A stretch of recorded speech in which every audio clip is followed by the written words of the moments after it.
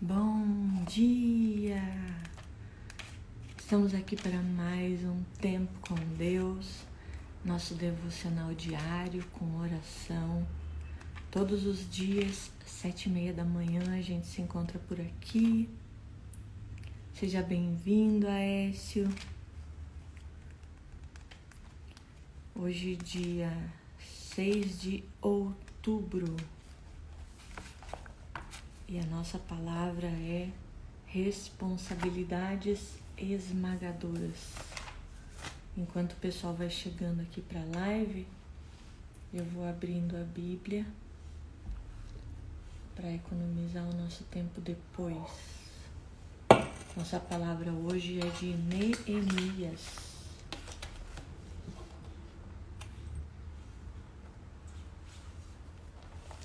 Bom dia, Gati, seja bem-vindo. Que bom que você voltou. Deixa eu achar aqui na minha palavra onde está Neemias. Enquanto a gente espera o pessoal ir chegando. Bom dia, Andréia. Bom dia, Figueiredo. Sejam bem-vindos. Hoje vamos falar sobre responsabilidades esmagadoras. Neemias 4.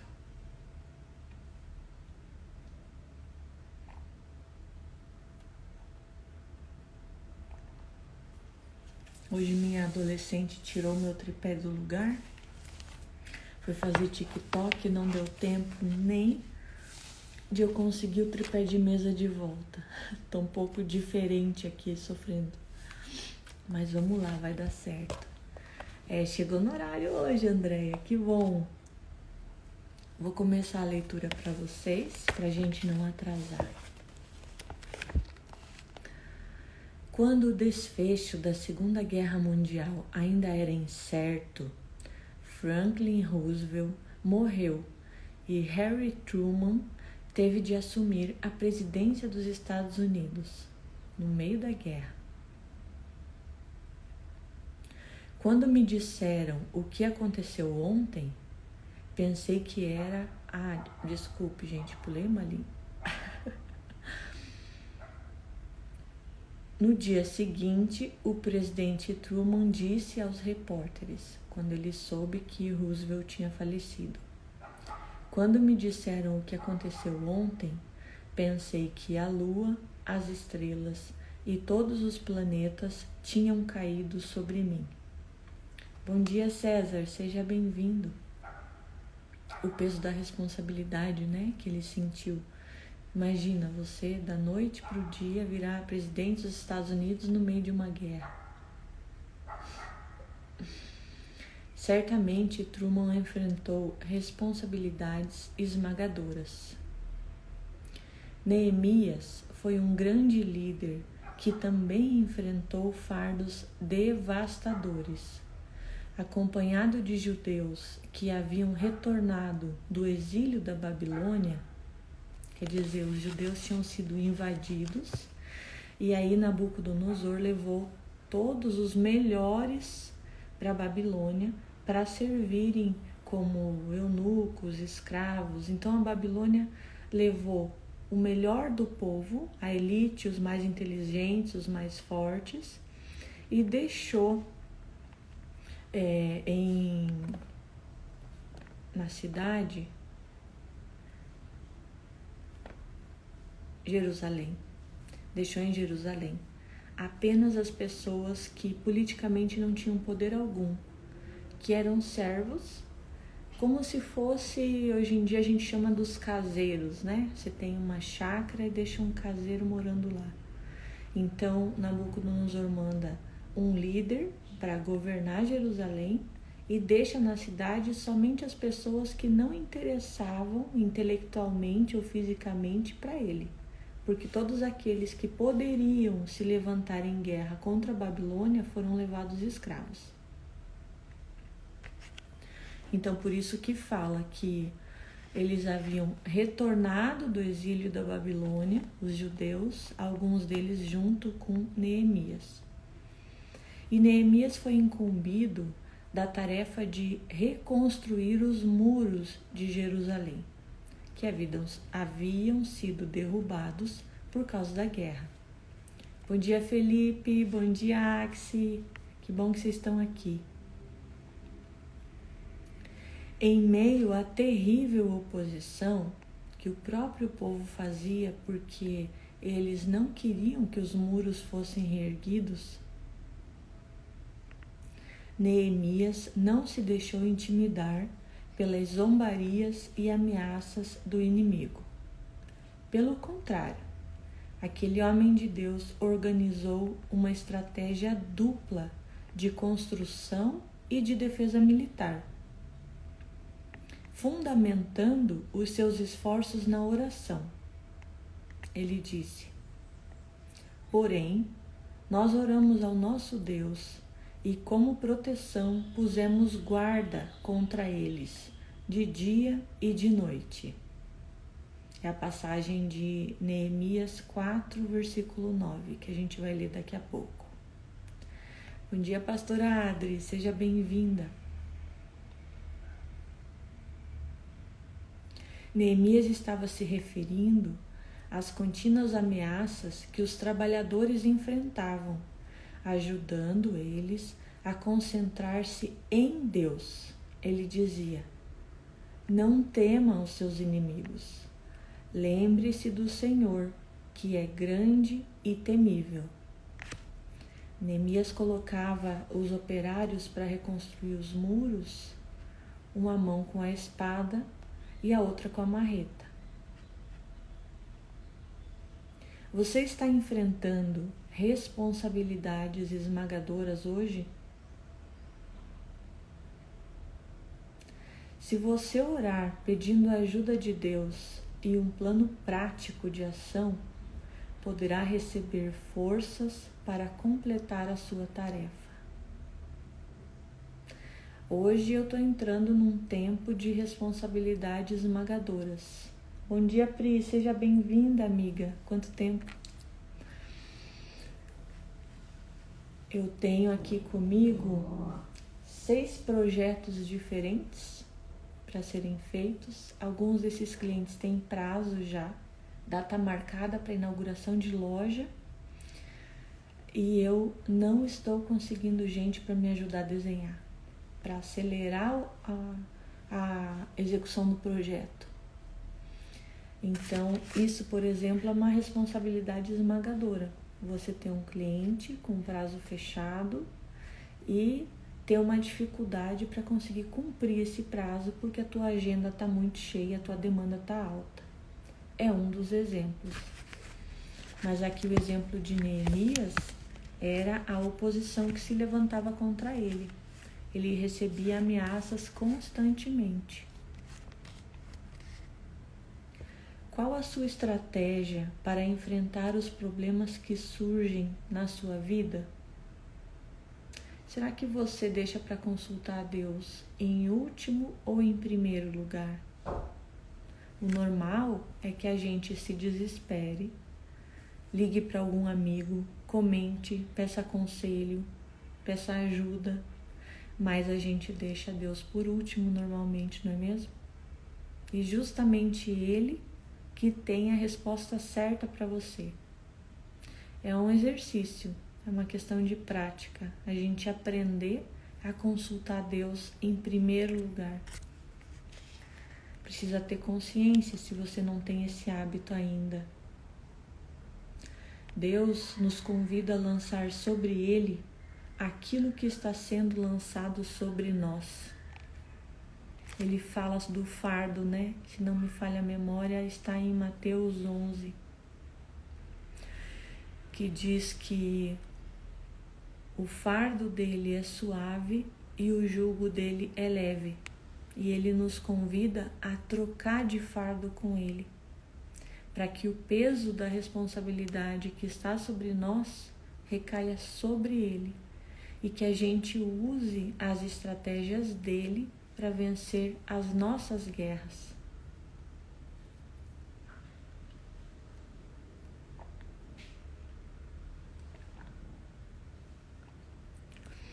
Eu não sei se vocês sabem como funcionava o jugo que era colocado sobre os bois e que Jesus cita nessa passagem de Mateus.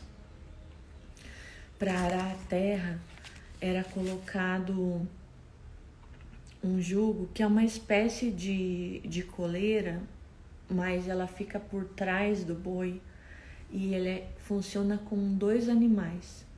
Então as pessoas colocavam um boi que era mais velho, mais cansado, mas sabia como o trabalho tinha que ser feito, porque ele tinha passado a vida toda sendo treinado fazendo esse trabalho de arar a terra. E ao lado dele era colocado um animal que era novo, que precisava ser domesticado ou era recém-domesticado, que tinha força suficiente para levar aquele arado para frente, mas ele era preso pelo jugo ao seu companheiro, que não tinha a mesma força que ele, mas tinha experiência. Então, quando o animal novo tentava ir mais rápido ou fazer diferente aquele tipo de trabalho, o animal mais velho que tinha a experiência não deixava, porque ele não ia sair correndo e ele já sabia como fazer o trabalho. Então, quando Jesus fala para a gente pegar sobre trocar com ele, né, de fardo e usar o jugo que é dele, é justamente para que esse peso que recaía sobre nós recaia sobre ele. Vou ler com vocês Neemias 4, que é a nossa passagem de hoje. E sucedeu que, ouvindo Sambalate que edificávamos o muro, ardeu em ira e se indignou muito e escarneceu dos judeus. Ficou tirando sarro daqueles que estavam reconstruindo os muros de Jerusalém junto com Neemias. E falou na presença dos seus irmãos e do exército de Samaria, dizendo: que fazem esses fracos judeus? Se permitirá isso, eles vão sacrificar? Eles vão abandonar num só dia a Deus? Eles por acaso vão vivificar os montões do pó e as pedras que foram queimadas? Quer dizer, eles estavam tentando desmotivar os judeus que construíam os muros de Jerusalém. Bom dia, Dai, seja bem-vinda. Bom dia, Jéssica. E estava com ele Tobias, o amonita, e disse: ainda que edifiquem, vindo uma raposa, vai derrubar facilmente o seu muro de pedra. Pensa, está construindo um muro de uma cidade e o tempo todo ouvindo alguém tirando sarro da sua cara, dizendo que o seu trabalho não vai funcionar. É isso que está acontecendo aqui. E aí Neemias clama: ouve, ó nosso Deus, que somos tão desprezados, e caia o seu opróbrio sobre a sua cabeça, e faze com que sejam um despojo numa terra de cativeiro. Quer dizer, tudo aquilo que estão lançando sobre mim, recaia sobre eles, que o castigo deles seja o mesmo que eles armaram para mim. Neemias clama pela defesa de Deus. E não cubras a sua iniquidade, e não se risque diante de ti o seu pecado, pois te irritaram defronte dos edificadores. Estão ofendendo Deus, né? Ao mesmo tempo que eles ofendem os homens que Deus mandou para construir o muro. Assim, edificamos o muro, e todo o muro se cercou até a sua metade, porque o coração do povo se inclinava para trabalhar. E sucedeu que, ouvindo Sambalate e Tobias, que os árabes e os amonitas, que tanto iam crescendo na reparação dos muros de Jerusalém, que já as roturas se começavam a tapar. Os buracos, as fendas que existiam já estavam sendo consertadas. E isso criava tamanha forma que virou boato a ponto deles ficarem sabendo. Iraram-se muito e ligaram-se entre si todos para virem atacar Jerusalém e para os desviarem do seu intento. Aquilo que a gente fala, né? Por que as pessoas se levantam contra o nosso trabalho simplesmente porque a gente está prosperando? Você percebeu que isso irrita as outras pessoas? É aquela máxima que dizem aqui: você pode ter sucesso desde que não seja maior do que o meu. Terrível, né? Porém, nós oramos ao nosso Deus e pusemos uma guarda contra eles, de dia e de noite, por causa deles, para que o trabalho da reconstrução dos muros não fosse paralisado. Então disse Judá: já desfaleceram as forças dos arretadores. Já desfaleceram as forças dos acarretadores. E o pó é muito, e nós não poderemos edificar o muro. O povo estava pensando em desistir mediante os ataques e o escárnio do inimigo. Disseram, porém, os nossos inimigos: nada saberão disso, nem verão, até que entremos no meio deles e os matemos. Assim nós faremos cessar a obra. O inimigo se disfarça, entra no seu time, na sua equipe, para implodir, retirar a fé e destruir a sua estratégia de dentro para fora. Pessoas que você acreditava que estavam jogando do seu lado, no seu time, de repente te dão rasteiras e levam outras pessoas que eram fiéis ao trabalho a se desviarem do propósito. Já ouviu falar de gente assim? Será que isso acontece nos nossos dias ainda?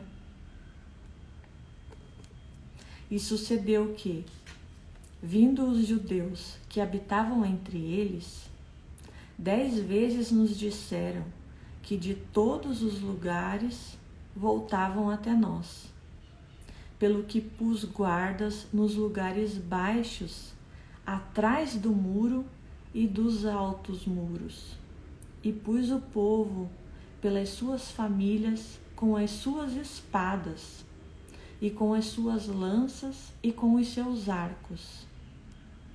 E olhei e levantei-me, e disse aos nobres e aos magistrados, e ao resto do povo: não temam.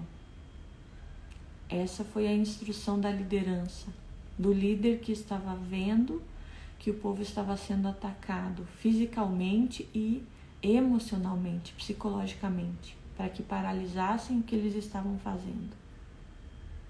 Não temam.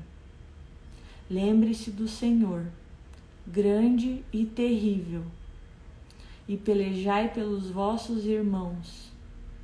Lutem pelos seus irmãos, pelos seus filhos, pelas suas mulheres e pelas suas casas. Não percam o foco do seu objetivo, do seu chamado, do seu propósito, da sua meta, do seu trabalho, de por que você está onde está hoje. Não tema, lute. Se não for lutar por você, lute pela sua casa, pela sua família, pelos seus filhos. Jéssica comentou aqui: por isso devemos estar sempre revestidos da palavra, em constante oração e vigilantes. Precisamos ter olhos espirituais e estar conectados com Deus, para distinguir aquilo que não provém de Deus. Exatamente. Porque muitas vezes a gente demora a perceber o inimigo que se levanta ao nosso lado.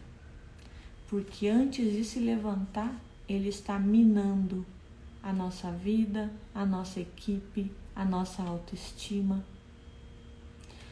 E aí a gente precisa se afastar dessas pessoas. Precisa ter sabedoria de conseguir separar as coisas. E eu vejo poucas pessoas conseguindo fazer isso.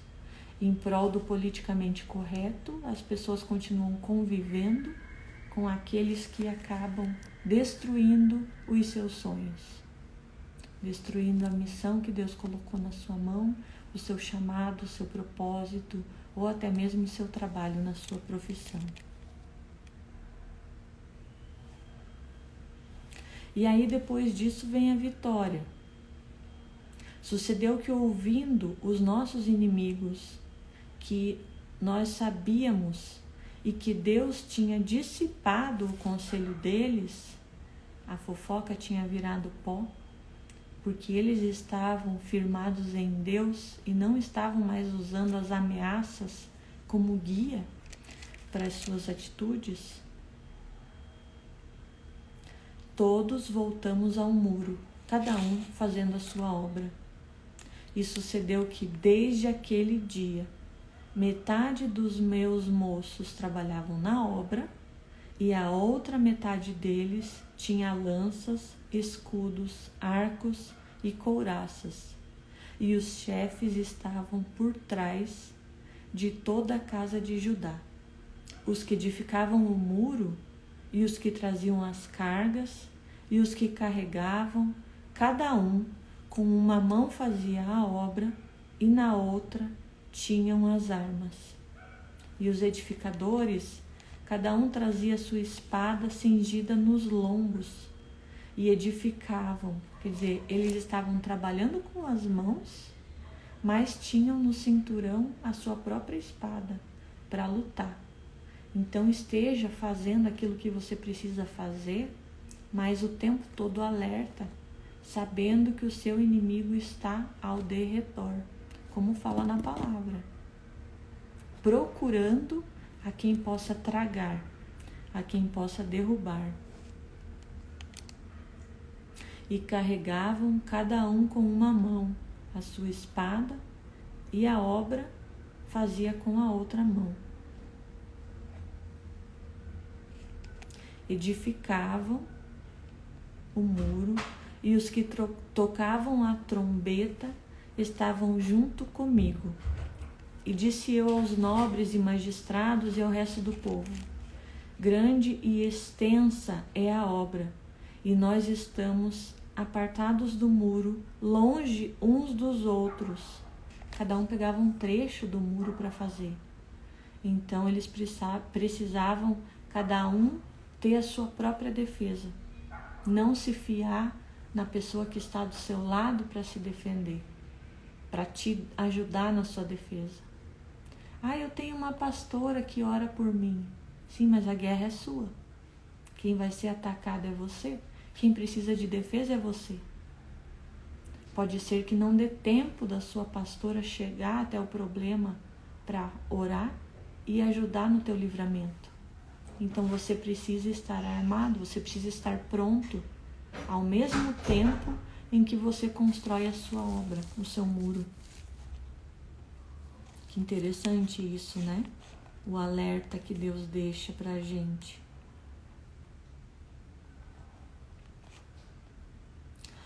No lugar onde você ouvir o som da buzina, da trombeta que ficava com ele, ali vocês vão se ajuntar conosco, e o nosso Deus pelejará por nós. Quando vocês ouvirem o sinal de alerta, se unam com os seus irmãos, e Deus vai pelejar por vocês, vai ser a sua defesa. Assim trabalhávamos na obra, metade dele com lanças, até o sair das estrelas, o dia todo trabalhando nisso. Também naquele tempo disse ao povo: cada um com o seu moço fique em Jerusalém, para que de noite nos sirvam de guarda e de dia na obra. Eles faziam um revezamento. E nem eu, nem meus irmãos, nem os meus moços e os homens da guarda me seguiam e largávamos as nossas vestes. Em nenhum tempo eles relaxavam. E cada um ia com as suas armas à água. Até mesmo para beber água, cada um deles ia com a sua própria espada. Porque você não sabe em que tempo o seu inimigo vai te atacar. Ele está te vigiando, mas ele está procurando um momento de fragilidade para conseguir te surpreender e te derrubar. Ele sabe que você tem armas. Ele sabe que você tem a espada. O que é essa espada? Se não a palavra, né? A Bíblia fala. A palavra de Deus, que é tão cortante como uma espada de 2 gumes, capaz de discernir alma e espírito. Nós já falamos aqui sobre as aflições da alma, que muitas vezes nos cegam ou nos confundem com as vozes que gritam na nossa cabeça. Quando a sua alma grita muito alto, a voz de Deus é difícil de ser ouvida. Mas a palavra é a espada que faz a separação entre alma e espírito. A palavra é o lugar onde você vai ter discernimento da situação e onde você chama a Deus para ser a sua defesa, a sua vitória garantida nessa batalha que você enfrenta.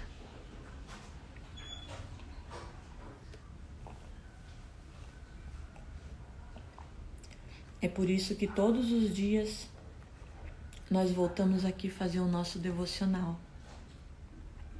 Porque se não for baseado na palavra, você não vai ter essa espada para te defender, ao mesmo tempo que constrói a sua história, a sua obra, edifica o seu muro, como Neemias fez em Jerusalém. Bom dia, Fabrícia, minha amiga, seja bem-vinda. Para o pessoal que entrou depois, nós nos encontramos todos os dias, 7h30 da manhã, para ter o nosso tempo devocional, para fazer a leitura bíblica e uma oração. Normalmente a gente termina antes das 8 horas. Então chegou o tempo de orarmos. Vamos lá? Senhor, eu te agradeço por esse dia, pela revelação da tua palavra, pelas suas misericórdias que se renovaram nessa manhã, pelo choro que pôde durar uma noite, mas essa alegria que se levanta com um novo dia, como diz na tua palavra. Ajuda-nos, Senhor, a enfrentar as nossas batalhas. Nos traz a tua palavra sempre à nossa mão, como a tua espada, que vamos usar para nossa defesa quando o inimigo vier nos atacar. Coloca, Senhor, em cada um de nós o capacete da salvação, aquele que vai nos proteger contra os pensamentos, as setas do inimigo.